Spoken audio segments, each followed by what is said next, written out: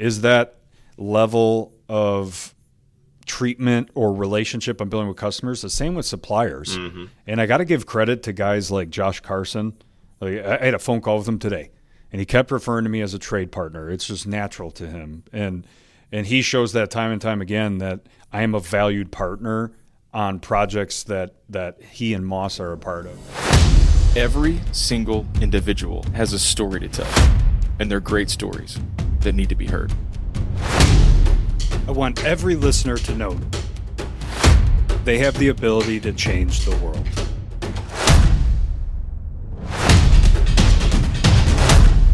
Welcome to the 1720 Podcast. What's up, Mountain Movers? Welcome back to the 1720 Podcast. Stewie, two back-to-back guests with just awesome stories and testimonies, and just the come up is real and inspiring, and just left inspired from listening back to both of those. Yeah, those are great episodes and great stories, and we've had lots of great feedback from them too. I can't ever. I feel like what I'm about to say, I say all the time, but they were some of my favorites. But I feel like I've said that 50 times, right?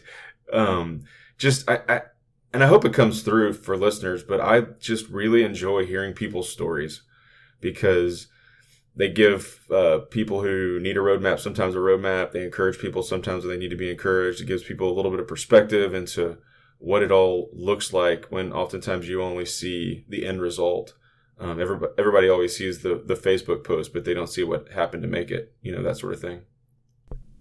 Yeah, and I just, every week you're like, I think that one was Ashley's favorite. No, yes. That one was Ashley's favorite, which lets us know that we're off to a awesome start in the first quarter of 2022. But I'm with you, man. Those stories, Javier's come up and moving here and numerous jobs and just being seen for his work ethic and his good attitude. Like, I think that's huge lessons learned no matter where you came from of you can make it, you could do it. I think Justin Parscale even said that towards the end. Right. Like, it doesn't matter. It doesn't matter where you came from or what you did, mistakes or perfect or whatever. It doesn't matter. It just matters today. What are you going to do next? We had a interesting comment over on LinkedIn from April Schrentz about, what was it? Something about how can I not listen to a good come up story? Something like that. And yeah, because her come up's strong. Yes. Did you see, I just saw it maybe earlier today. There was a video she posted on LinkedIn. Did you see it? No, not yet. You should go check it out, man. Spoiler alert. It is a video of her rolling up on the house that she grew up in and picking up little rocks out of the gravel driveway where she used to pick those rocks up and make little blue rocks. It was pretty cool, man. There you go. Yeah, now you're showing them. That was a pretty cool little video. So shout out to April. Okay, so you want to try to give the listeners a little preview for the topic we're going to try to tackle today. We'll see how good of a job we do, but give a little preview. Yeah, I think from your church watermark, we've been waiting to talk about this for a while, but we just had some great guests and kind of punted the content. And I remember you sending it. I don't even think it was as a podcast episode theme, but just, hey, check this out. This is pretty good wisdom nuggets in here. And I think it started with 5 characteristics of a godly employer. Correct. And then after reading that, it took some time because I'm a little ADD and I just bounce around everywhere. But I noticed that there's, similar articles depending on who the reader is, right? So you had employer, but then 5 characteristics of a godly employee. Right. And then father, neighbor, woman. So like there's these godly layout characteristics for each sphere of the life, no matter where you're in at life. And I thought that was pretty cool. So something to break down. And I know you're standing somewhere if you're listening to this. So hopefully we hit that for you. Yeah. So I think we just talked through a couple of them, and maybe it's nothing more than just reading them and talking about them a little bit. And then we'll put the links in the show notes so that you can go find these, read them for yourself. That way you don't have to write down the verses and write down the notes. You can go find these. And then if it's not, I think maybe today we do employer, employee. And then if those are, looking for something else, go find the one about 5 characteristics of a godly father or mom or woman or whichever ones you're looking for. We'll put those links down in the show notes. So that's the plan for today, is just sort of maybe just talk through these and level set for some listeners, give them some ideas, some resources to think about on these 2 particular topics. So you want to hit employer or employee first? Let's go employer first. Okay, that sounds awesome. All right. So I'll just kind of read through them. Again, this is giving full credit to Watermark Community Church. We're members. These are their resources that we're sort of talking through. And again, we'll drop that in the show notes. But it talks about, this particular one talks about what are the 5 characteristics of a godly employer. And then I'll just read them and we'll chat about them. How's that sound, Kev? All right. So number 1, treat employees fairly. All people, including employers and employees, are created by God in his image and given dominion over the earth. We all have equal value in his eyes and are worthy of respect. Treat your employees the way that you want to be treated and do not show partiality. And then they've dropped in some verses. As I read through those 4 sentences, those probably sound, especially the treat others the way you want to be treated. Like this is Matthew 7:12. You hear things from the Bible in there, but that's sort of how they've characterized that first one. Treat your employees fairly. And leading into our conversation today, I feel like my thought was we're going to get through these and kind of have a duh moment. Of course, that's our goal. Like they talk about this all the time, but I think it deserves like some conversation around like making sure you're evaluating: are you treating your employees fairly? Are you treating them like they were built and made in the image of God, stuff like that? And so I'll just shut up. You're kind of nodding at me. I'll just kind of shut up and let you riff on that one for a little bit. Yeah, well, a lot of the things like in these episodes are basics, right? In our podcasts and the themes and the daily motivations that we send out. But we need to be reminded every now and again because we get off course, and we need those bumpers to back us in line of like, remember, you stand for writing a to-do list, and now you need to write a to-do list. And it's like, oh, yeah, I'm going to get back on track on that. So, that's a goal. Like, treat employees fairly, duh. But, that one word that you said in there is partiality, favoritism. Are you leaning more towards somebody because you get along with them really well as like I can go have a beer with Stewart type situation, and you're shying away from somebody that might not necessarily be somebody you'd go have a beer with, but is trying to add value and seek your wisdom and your attention in the office space. So, I think there's a fine line between partiality and situational leadership, right? Like sure. It says treating people fairly, not the exact same. Like different people have different needs and different love languages, and there's different strategies to leadership, but the common thread is fair. Be fair, be equal in the amount of fairness that you're giving and the love and joy that you're sharing. Yeah. So two things from that, and I actually do have 2 things. One is we kind of stopped playing podcast bingo, but there's one I know for sure. It kind of going back to the basics, and I'll tell a story to get to that. But there's a guy from our small group that had just texted out, "Hey, here's some stuff that's going on today, and just would appreciate some prayers on that." And my response was, "I know it's trite, but," and then I posted like a little, have those images with the Bible verse put on top of it. It was Philippians 4:6, be anxious for nothing, but in everything, prayer and supplication with thanksgiving, let your requests be known to God. Drop that in there. Like, I sort of like backed off of it. I was like, man, I know this is trite, but, Philippians 4:6. And his response was, that's the word of God. There's nothing trite about that. Thanks. That's why I asked. And so to your point, like, sure, maybe I did undersell this idea that there are some duh moments in here, because these aren't things that Kevin Stewart thought of. Like, these are things straight out of the word of God. This is Matthew 7:12, Ephesians 6:9, Colossians 3:11. Like, these are things that are being pulled from there, not from us or from our experiences. And so maybe I backtrack. Maybe there's not a duh moment. Maybe it's not trite. Maybe this isn't too commonplace of a thing to talk about. No, it's reminders, man. Okay, so again, I'll drop this down in the show notes. There's a few other verses around this one that give some color. Colossians 4:1 is another one. Masters, treat your bondservants justly and fairly, knowing that you also have a master in heaven. And this all goes to treating your employees fairly. Okay, second one. You ready? Pay employees fairly. Respecting employees, treating them fairly, also means paying them fairly. When someone works for you, they earn their wages. Their salary is not a gift that you give them, but rather a debt that you owe them. Romans 4:4. Paying them fairly includes paying them on time. Oppressing someone by denying them a fair wage or not paying them on time is a sin. Take you back to the Old Testament there and some Leviticus and some Deuteronomy stuff. But okay, pay the rules. Pay employees fairly.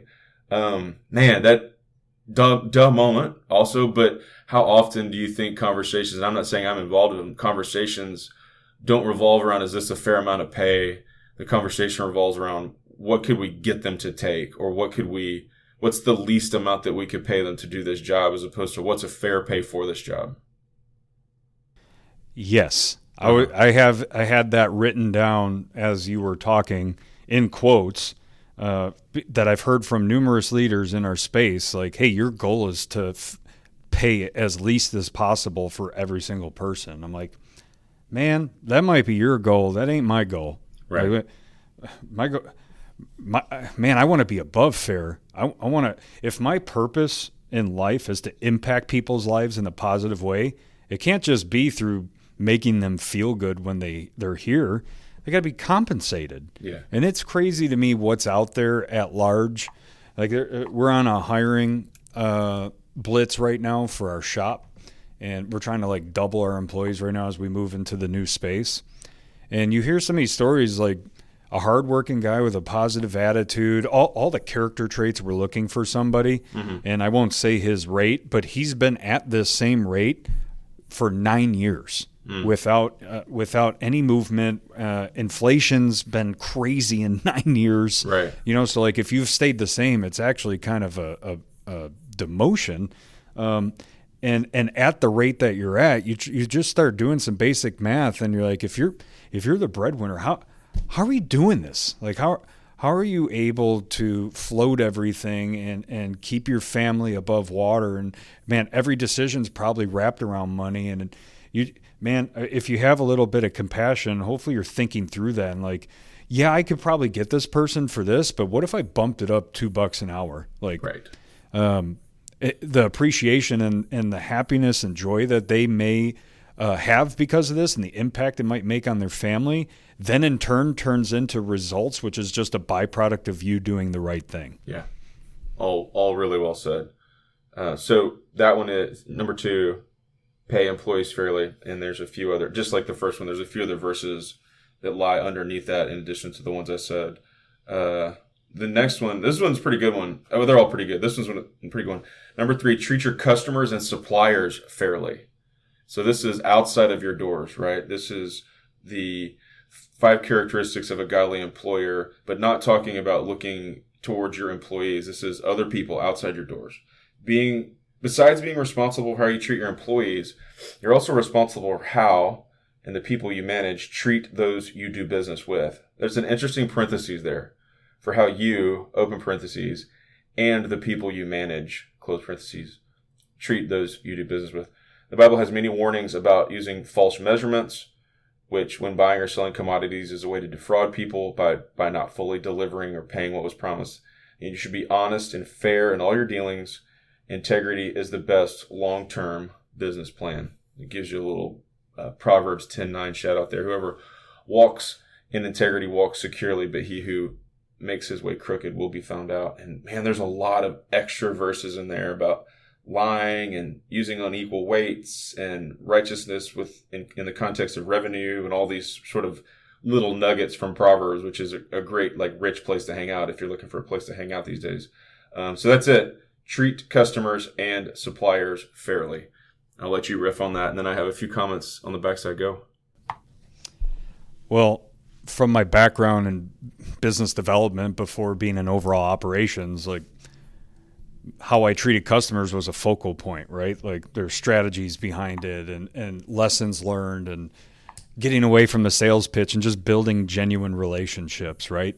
But that's my easy button. What I've noticed that I wasn't that great at, that I'm getting better at, is that level of treatment or relationship I'm building with customers. The same with suppliers. Mm-hmm. And I got to give credit to guys like Josh Carson.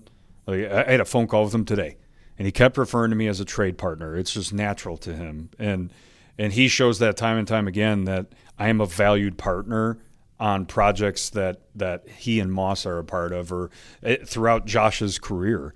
And that's actually set the example for me for like, I need to take time to go to lunch and stop canceling all my lunches with vendors and go to get to know them, and not only call them when project management's mad at them because they're not delivering their product, you know? So like making sure my scale is balanced between customer and suppliers, because now I'm going to my suppliers like, look, I can only be successful if you're successful. And how do we communicate this well? And you're my partner and I need you for this. Like reverse the role, right? Like every once in a while, take them to lunch, you know, which happens once in a very blue moon for me. But when it happens, it's a standout item. I remember Will Pender and Leon Davis were the first people to ever pick up my lunch. And I think that was 3 years into my business development before some client picked up my lunch. So shout out to Will and Leon on that. But people like that have set the example for me downstream then to suppliers. Like, hey, fairly treat them right, treat them with respect. They're going to want to work with you, and then all of a sudden you get to that level of like text friend where you got each other's backs and you're checking in on family and all that sort of stuff, and all those relationships upstream that I value not just from a work standpoint but from a life standpoint. Yeah, you have not you specifically. One has the tendency to focus more on the upstream line than the downstream line, and I guess unless you are the absolute end user, you're always upstream and downstream, and you have to assume and then sometimes embrace the idea that whoever is downstream from you is trying to do for or to or with you what you're trying to do upstream, take care of you, make sure everything's okay. And I too have a tendency, my downstream suppliers look different than y'all's, but have a tendency to blow off a lunch. You say, "Hi, we're fine, everything's good," as opposed to really like leaning in and embracing the relationships downstream too. And I'll tell you who does a great job in my industry. I'll give a shout out to Lauren Abeda, who we had on some time ago. This week I'm at the Construction Law Conference and bumped into her just in the lobby, and she stopped, asked me how Ashley was doing, checking in on the family, you know, like just genuinely checking in on us, right? And so they're doing upstream what we're trying to do upstream, but don't neglect to have that, you know, kind of in a Josh Carson vein, the two-way street, because you're all everybody's yoked together there for sure. Yep. Okay, what else? Let's see. You want to go to the next one? Yep. All right, number 4. It's a good one. Do not seek to get rich at the expense of others. So what drives some employers to underpay their workers, overcharge their customers, or use deceptive marketing to make a sale? The love of money is the root of all of those things. A little shout out to 1 Timothy 6:10. If you value money over people, then you will use people to get your money. And if your goal is to get rich, you eventually won't like what you're going to get. Instead of filling up storehouses or bank accounts here on earth, trust that God will provide what you need and lay up your treasures in heaven. I mean, there's a couple of shout outs later down, and some from Proverbs again. Whoever oppresses the poor to increase his own wealth or give to the rich will only come to poverty. Proverbs 22:16, and then there's 3 or 4 other ones in there. But number 4, do not seek to get rich at the expense of others. Thoughts? You have to have a purpose in life more than money. Have to. No, yeah. If that's your number one driver and it's the number one by a landslide, and you think life is going to get better or easier once you're there, it's just going to get more complicated. Like your problems just become exponential. Impacting people will deliver money. Money will come, right? So if you put people over money and pour into your people, the money's a byproduct. Yeah. You know? So getting rich at the expense of others, don't lie, steal, and cheat your way to a bottom line, obviously. But also don't, even with a good culture, don't be focusing on the numbers and making decisions on what a spreadsheet is telling you for a given month. Make sure you're thinking about the human aspect of that, and make sure it ties into your purpose. Pretty simple, man. I've heard you say, and I don't know exactly how you said it, but this idea that if you put people first, the profits follow. I've heard you say that a few different ways, and I've seen it posted a few different ways. But that's kind of what this is getting at, right? Like if it's all about the money, then you're going to get something that you didn't want. And I'll make a funny here, but I think, was it Puff Daddy or Notorious B.I.G.? I can't remember. Remember Mo Money, Mo Problems? Remember that? Yes. Who was it? I think it was B.I.G. No, I think it was P. Diddy. Oh, was it? All right, we'll have to look it up. I'm not going to click over. Yeah. We'll have to look that one up. But yeah, more money is going to bring to you oftentimes more problems, which you did not bargain for, because you've put your money over your people, and you've serving a master that's not the right one. Okay, last one, and this is a great one. Well, hold up. Okay. Hold up. Let's stay on that for a second, because we were riffing and giffing with this. Remember a few weeks ago, Mo Money, Mo Problems, but also like if your money is tied to a good purpose, like I want to be clear that we're not saying that money is a bad thing, but if money's a byproduct rooted in what you're doing well, and you already are a generous person and you're a servant and you're buying into people, then that money provides more impact. So more money, more impact. But that's not going to be a flip of the switch. Like if your only driver is money, and then you go get some and you think that all of that's going to change and you're going to instantly become this generous person, probably not. Yeah. Probably not. Right. Those are building blocks. So money is a very powerful tool of positive impact. But you have to have those seeds of generosity poured into your soul early, when it's strapped. Like how the heck am I supposed to tithe and then keep the electric bill on? those are the complicated ones.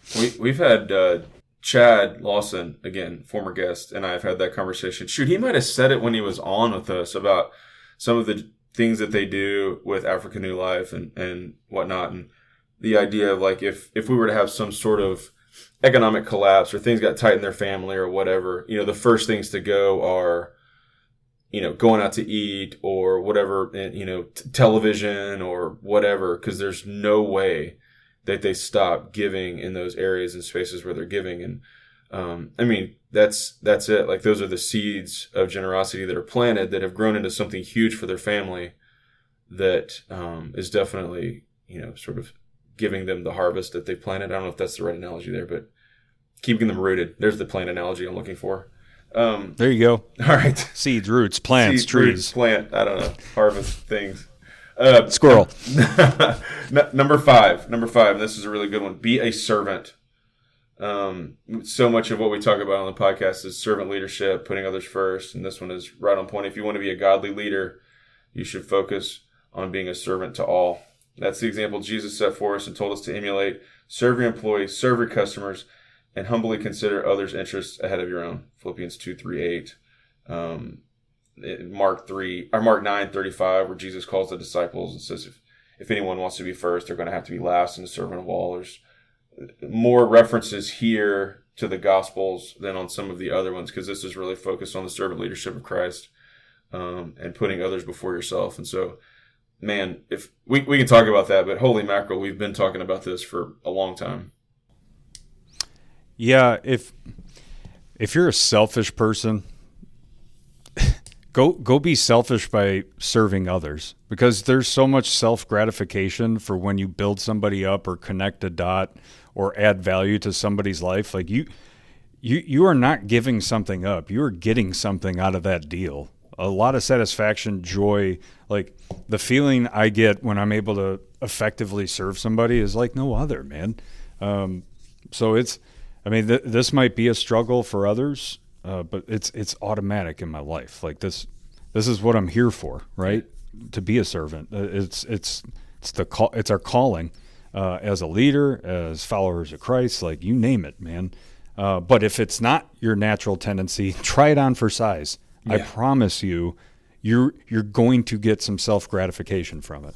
Well, and here's a good little tag at the end of this that I'll read before we flip over to the other one. But it says, put these principles into practice, and you'll be the kind of boss that people want to work for. You'll have an organization that people want to do business with. But don't do it because you think it will help you be successful by the world's standards. Do it to be faithful, to honor God, and to point others to Him. And so it's a pretty good summation on to your point, we say all the time, what's your why? There's why. You're going to put these principles in place because of you're going to be a boss people want to work for at a company that people want to do business with for the purposes of being faithful, honoring God, and pointing others to Him. So that people say, hey, What's different about that place? Why does everyone love being there? And why do we just love working with that company? And you can say, well, let me tell you about a little guy I know, not a little guy. Let me tell you about a guy I know named Jesus. This is why we're doing it, Let me tell you a little story. So there you go. All right, so that's 5 characteristics of a godly employer. You want to flip over and do employee real quick? I mean, not real quick, but flip over that one. So again, we'll drop these over down in the show notes. It's just links to resources that are on the Watermarks website that we're sort of talking through. But this one is 5 characteristics of a godly employee and 43 verses to help you become one. Number 1 is work hard. We're made to work. Although our fallen world makes work more difficult, work is not a punishment for sin. God gave people jobs even in paradise and before the fall. Believers are called to work as we are able to provide for ourselves and our families. The goal of life is not to get rich quickly so that we will no longer have to work. Instead, we should be working diligently. Proverbs 21:5. The plans of the diligent lead surely to abundance, but everyone who is hasty only comes to poverty. And again, I kind of said this earlier, lots of verses laid under here from Proverbs. I could read 10 of them. They're all straight up zingers. But yeah, the number 1 of the 5 characteristics of a godly employee, work hard. When we put job descriptions together, and I'm getting more and more people bought in on this. We don't need to go find experience. We can create it under those basic characteristics. Mm-hmm. And work ethic's a huge one. And it's something really tough to flush out in the interview phase. I interviewed a young lady this week or last week, and she's part of a golf team, competitive. And like some of the things that she was saying, like she's now captain of the team. And she got there from working her tail off, and she has that competitive drive. And, man, she doesn't know a thing about construction, but she's at the top of the list because of the characteristics. Because working hard, that's something you and I can do day one, right?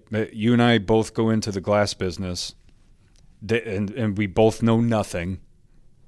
Day one, we can just work our tails off. Like, everybody's busy. All right, I'm hitting YouTube. I'm Googling what glass surfaces are. Yeah. Like, you can hustle and then figure it out, like, and it can't be taught. It can be. Like, you can lead by example of showing what hard work is.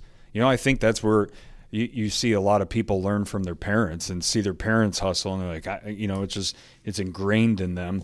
If it's not ingrained, like, I feel like you can flip that switch, right? Like, you got to have a mindset shift and some discipline and put in the effort. But yeah, working hard is huge. Well, and all those things are true. I think one of the things that keeps this switch flipped, once you get someone to flip it with you or help you learn to flip it or however it happens, is you begin to see the fruits of that effort. You begin to see the returns for your hard work, where it's not just toil for the sake of toil. It's work. It's a little grind. It's a lot of effort for these things. And I'll give William a shout out here because there's been tons of like really hard work put in for his basketball seasons.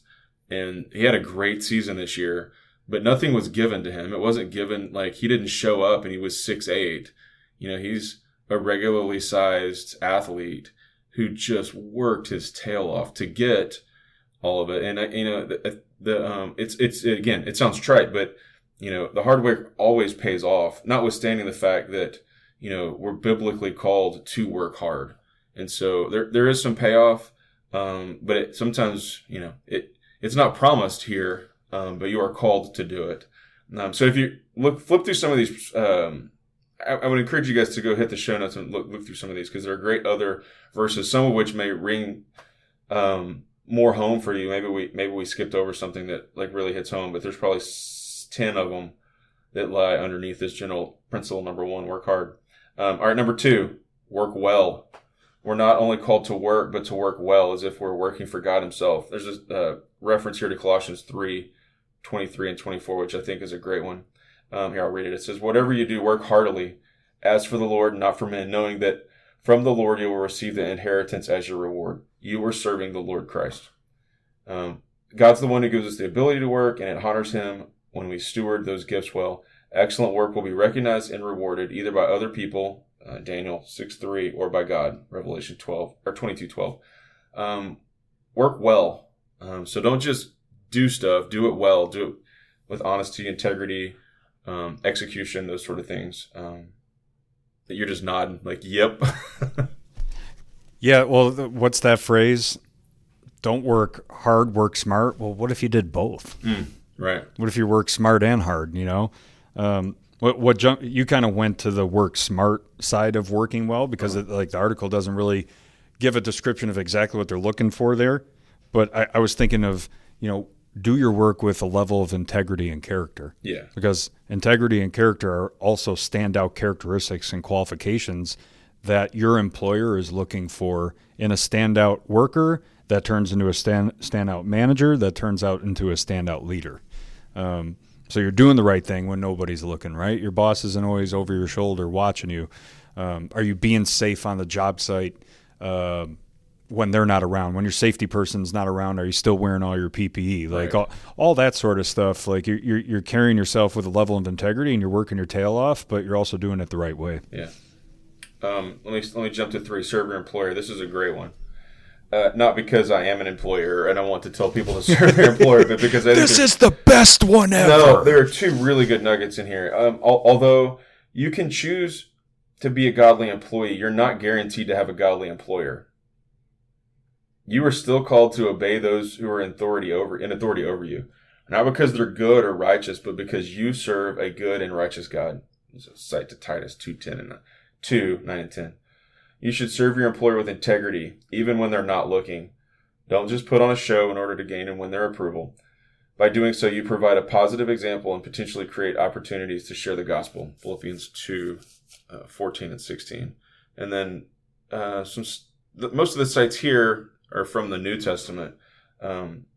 The epistles from Paul, just writing back to the churches and encouraging them to work hard, stuff like that.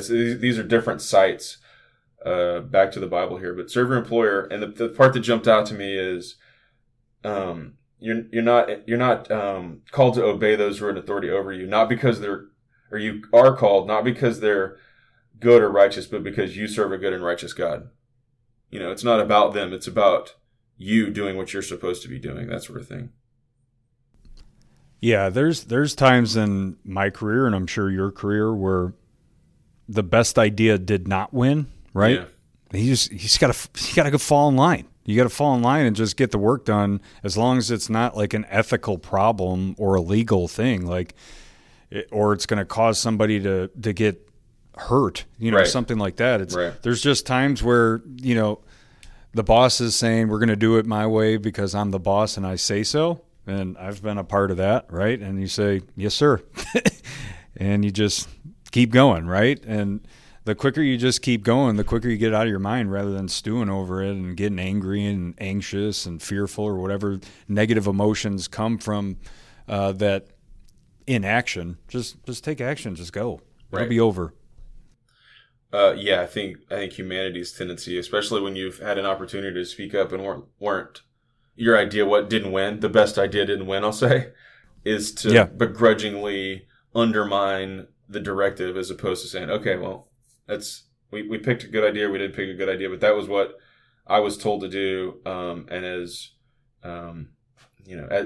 as a godly employee, I'm going to hop right on here and just do what I've been told and move on along. And again, not asking to do something unethical or illegal.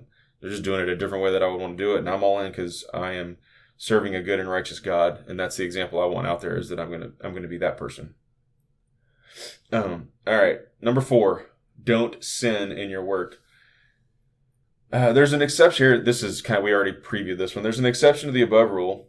That is to say, number 3, serve your employer. You shouldn't obey your supervisors if they ask you to do something wrong. Your chief authority is God, not man. Disobeying an order might have its consequences, but it's better to be punished for doing good than rewarded for doing evil. Even if doing the right thing causes you to lose pay, promotions, or the job itself, trust that God will justify. And we sort of hit this one already, like that there is a limitation to number 3, right? We're addressing it head on here, serve your employer, but not to the extent it's going to cause you to sin. That's not what this is all kind of getting at. So Yeah, what I think about when I read that is, leadership is influence, right? And leadership has influence. And if you're somebody that's leading by cheating, lying, stealing, screaming, all that sort of stuff, you could be creating more leaders that go and do that. Oh, for sure. Thankfully, in my walk, I've met quite a few people and learned what not to do. So I kind of went the opposite direction. I actually used those as tools moving forward to make sure I didn't do those things. But man, you could create a pretty hostile environment if you're a leader that just thrives on screaming and yelling and calling people out in front of the crowds, and there are a dime a dozen out there, man. Yeah. Just don't be that person. Right. There's something about, and I'll just say like middle management is where I think it sort of hits the most, is if the screaming comes down to you, the whatever comes down to you, your inclination is to take it and pass it on down the chain. That's how you've been taught to do it. And man, there's a bit of a weight, a bit of a pressure that comes in there to say, look, I took it and I didn't need to take it, but I'm not going to give it. And you just let it just die with you. And then you can turn and say, hey, we're working on this project. Just forego the tone and tempo that came to you and reset the tone and tempo going downstream. Okay. The next one is this one, whoever wrote this one was specifically for you, Kev. This was exactly written for you. Dude, I'm the best at it. Number 5, rest from your work. We're created to work, but we're also designed for rest. God gave us bodies that require rest. He commanded his people to take a day off each week. Resting well shows that we trust God to provide. We don't have to constantly be working and striving to acquire material goods. 6 days you shall work, but on the 7th day you shall rest. In plowing time and in harvest time you shall rest. And I think sometimes in our industry, sometimes in our life phase and stage, it feels like the grind never ends. But this was something that kind of hit home for me in the context of reading this book, Reset, that Wes Butler had recommended, is I just wasn't giving my body the rest it needed. And there was becoming a mental and a physical manifestation of this idea that I wasn't resting well. And it was a hard lesson to learn. But there it is. We were created for work, but we were designed for rest. Sorry you cut out the last couple minutes. I missed all of that. Are you serious? No, I'm just kidding. Oh, that's a bit. I love that it landed. Oh, man. Well, because I'm going to leave that in because that's a good bit, and we're recording virtually because I don't know if I said it earlier, but I'm down in San Antonio this week for our annual Texas Construction Law Conference. So we're recording remotely. I'm stuck in a hotel room, and our tech cuts out sometimes. So that was very possible that it cut out, that I didn't really appreciate that you were trolling me. But yes, no, that was all I'll own this. I'll own. I fail at this. I've always failed at this. And my come up is a story of failing at this, right? Like, in order to get to where I'm at, that work hard, number 1 on this list of working hard entailed no number 5, right? Yeah. And that's my come up. And I don't set a good example as that. My second shift, sending emails late at night, shame on me. I just see seasons where there's no other choice and it's going to happen. But what happens in my life is the need turns into a want, and I don't shift that off, right? I just keep working second shift even when I just want to. I don't absolutely need to. Sometimes my wife likes it because she's like, all right, I could watch all my silly shows and you're not going to pay attention anyway. So she gets the remote and is good to go, and I'm working on the laptop. But yeah, I can very quickly turn that into I have to do this to I'm just going to do it out of habit. Yeah. Yeah. So there's going to be no preaching from me on rest from your work. We were talking, I think it was yesterday with a couple of lawyer friends of mine about how, we used to have desktop computers at the office. There was like a CPU that was connected to the wall and a monitor, and you couldn't take that dude home. And it was possible, but more difficult to do work not sitting at your desk. And it's part technology, part COVID, but man, there is never a place where I couldn't sit down and work. And so it's become a situation for me where I have to sometimes leave it at the office, which I don't do a very good job, leave my laptop at the office, or make sure when I bring it home because I have a meeting the next morning or whatever, I leave it in the truck or by the back door or somewhere where it's not like gawking at me and reminding me of all the things there are in that little tiny black box to do. Just managing it in a way that doesn't become habit and routine. It has to be an intentional act to leave it aside, and an intentional act to pick it up and do it with some measurement of understanding that this is urgent. This does need to be done right now, not because I want to feel important because I'm working late, but because it actually needs to be done for a client. So yeah, a little level of intentionality there. Okay, so go ahead.